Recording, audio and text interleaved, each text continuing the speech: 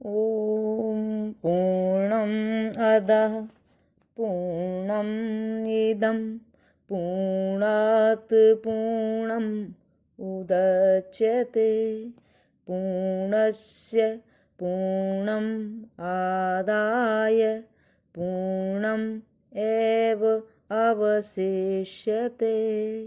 ॐ शान्तिः शान्तिः शांति। प्रणाम भगवान। आत्मदर्शी बाबा नगीना साहब जी द्वारा रचित अद्भुत ग्रंथ वेदांत वचन और ज्ञान कांड का भगवान पंचम अध्याय चल रहा है और आज एपिसोड है इसका 34। भगवान आप यहाँ से कंटिन्यू करते हैं।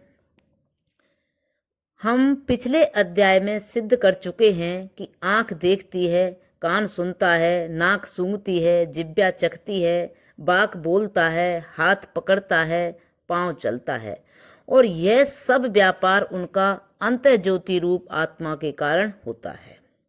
जैसा कि लेखक भी लेखन कर्म दीपक में करता है, परंतु जिस तरह लेखन कर्म का संबंध दीपक में नहीं होता, उसी तरह क्या आँख, क्या कान, क्या नाक, क्या जबान, क्या वाणी, क्या हाथ, क्या पांव का बर्ताव आत्मा का बर्ताव नहीं हो जाता।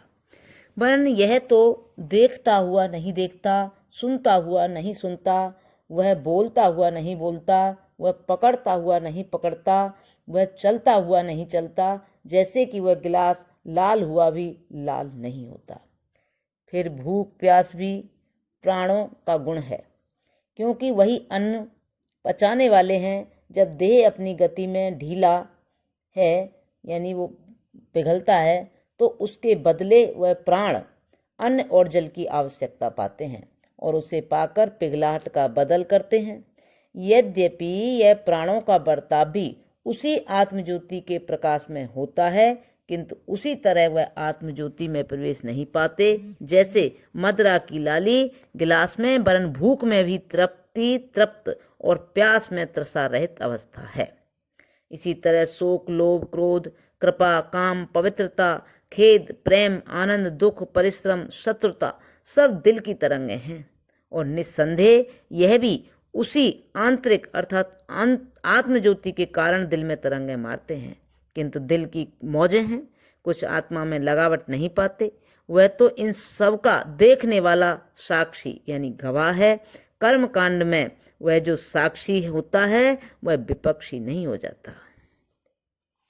निदान मनुष्य के अंगों और इंद्रियों में के समस्त व्यापार इस आत्मज्योति के प्रकाश में अथवा यूं कहो साक्ष्य में होते हैं, तो भी वह उनका कर्ता नहीं हो जाता, ज्यों का त्यों पवित्र असंगात्मा रहता है। इसी कारण से याज्ञवल्क्य मुनि ने राजा को जागृत स्वप्न सुषुप्ति में दूसरे के व्यापारों को और गुणों को उसमें अन्वय व्यतिरेक की रीति से आत्मज्ञान प्रदान किया, जिसमें जो गुण होता है उससे अलग नहीं होता। जागृत में जागृत के व्यापार हैं, यद्यपि जागृत में वह आत्मा में दिखाई देते हैं, किंतु स्वप्न में जागृत के व्यापार तो यहाँ रह जाते और स्वप्न के व्यापार उसमें कल्पित होते हैं। इसी तरह स्वप्न के व्यापार जागृत में नहीं आते। तो ज्ञात हुआ कि जागृत और स्वप्न के व्यापार उन अंगों और इंद्रियों के व्यापार हैं जो सब दिशाओं में आत्मा में काम करते हैं। जैसे गिलास में लाल मदिरा के भरने से गिलास लाल होता है और फिर मदिरा निकाल कर दूध भर दें तो सफ़ेद दिखाई देता है, किंतु जब इस गिलास को मदिरा या दूध से न भरें वरन खाली कर दें तो न लाल होता है न सफ़ेद। इसी तरह सुषुप्ति में सारे व्यापारों का आत्मा में अभाव होता है। इससे ज्ञात हुआ कि आत्मा न तो कुछ जागृत में करती है न कुछ स्वप्न में, वरन जागृत में अन्य अंगों के व्यापार और स्वप्न में अन्य इंद्रियों के व्यापारों की उसमें भ्रांति होती है, किंतु देखना उसका स्वाभाविक गुण है, क्योंकि जागृत के व्यापार जागृत में देखता है और स्वप्न के व्यापार स्वप्न में, और सुषुप्ति में सबका अभाव और उनके व्यापार का भी अभाव देखता है। इसलिए मालूम हुआ कि देखना उसका अपना स्वभाव है और यह स्पष्ट है कि वह जो स्वयं नहीं करता वरन देखता रहता है वास्तव में साक्षी है, और वह साक्षी पर कुछ दोष नहीं आता, यानी गवाह है और गवाह पर कुछ दोष नहीं आता। इस तरह ज्ञानी भी जागृत में आया हुआ जो कुछ अपने अंगों के व्यापार देखता है उनमें साक्षी होकर रहता है। बुद्धि जब भले और बुरे का विचार करती है तो अपने अनुसार संकल्प उठता है, फिर संकल्प के अनुसार प्रकृति उठती है और प्रकृति के अधीन अंग हिलते व्यापार करते हैं, और अहंकार उनको अपना काम मानता है क्योंकि उसका यही गुण है। किंतु जब आत्मनिष्ठी ज्ञानवान पुरुष एक एक के व्यापार और उनके पारस्परिक संबंध केवल देखता है और दर्शक रहता है, उसके व्यापार से संस्पर्श नहीं पाता, इसी कारण लोभ भी, जो संसार का मूल है, एक प्रकार का संकल्प है जो बुद्धि के अधीन है। और ये सब क्या बुद्धि, क्या लोभ, क्या संकल्प, क्या अहंकार हैं? अंतःकरण के धर्म और उसी की तरंगें हैं। इसी तरह इस ज्ञान के कारण लोभ की जड़ उखड़ती है, तप और कार्य क्लेश से नहीं, तप और कार्य क्लेश से नहीं। इसी कारण याज्ञवल्क्य ने एक संकेत किया है कि वह जो लोभ की जड़ उखाड़ते हैं उन्हें संसार नहीं होता, और लोभ को वही उखाड़ते हैं जो आत्मा को जानते हैं। इस तरह सिद्ध हुआ कि आत्मा के ज्ञान से लोभ उखड़ता है, बल्कि क्या लोभ, क्या अहंकार, क्या क्रोध, क्या अपकर्ष, क्या उत्कर्ष, सब के सब उखड़ जाते हैं, क्योंकि वह तो इन सब के अभिनय का दृष्टा होता है और दर्शक स्वयं अभिनय नहीं हो जाता। इसी पर श्रुतियां समर्थन करती हैं कि न्याय से निकलकर ऐसा ज्ञानी प्रसाद में प्रविष्ट होता है। पुण्य पाप उसे तपाते नहीं, न तो वह पुण्यों से बढ़ता है और न वह पापों से घटता है, वह ज्यों का त्यों दर्शक रहता है। कुछ अनजाने यहाँ यह आपत्ति करते हैं, यानी शंका करते हैं कि ज्ञान में यद्यपि आत्मा असंग दृष्टा और साक्षी रहता है, तथापि जिस तरह अहंकार यहाँ अभिमान करता है उसी तरह यह अंत यानी परलोक में दंड भी पाता है।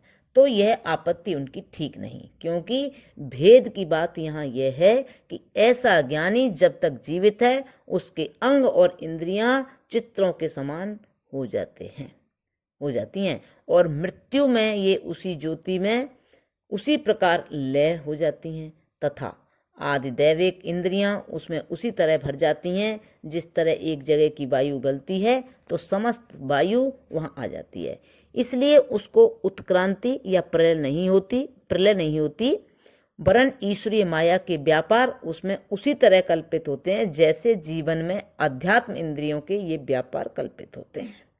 इसलिए जिस तरह यहाँ अपने से भिन्न परछिन्न इंद्रियों के व्यापार से वही कर्ता कल्पित होता है, उसी तरह ईश्वर के काम उसके काम हो जाते हैं, और यही परलौकिक विजय है जो मुफ्त मिलती है। और इसी कारण से यह प्रसाद है जो न्याय अर्थात कर्म मार्ग से कठिनता पूर्वक मिलता है। यदि उससे मिलता भी है तो वह दूर हो जाता है, क्योंकि जो बनाया जाता है वह अवश्य नाशवान होता है, और आत्मविद्या में तो जानना है, बनाना नहीं है।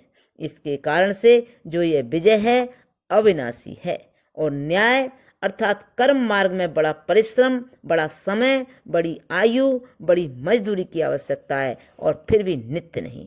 ज्ञान में न तो कुछ मजदूरी है न परिश्रम है, वरन केवल आत्मा का इस प्रकार जानना है, और वही सफलता है जो न्याय मतलब कर्म मार्ग के साधन में कठिनता से मिलती है, और साथ ही उसके विरुद्ध वह नित्य है। इसी कारण याज्ञवल्क्य मुनि ने इस पर संकेत किया है कि इस ज्ञानी के प्राण फिर नहीं उठते वरन ब्रह्म हो जाते हैं। प्रणाम भगवान। अब यहाँ से आगे कर ले लेंगे। ओम शांति शांति शांति।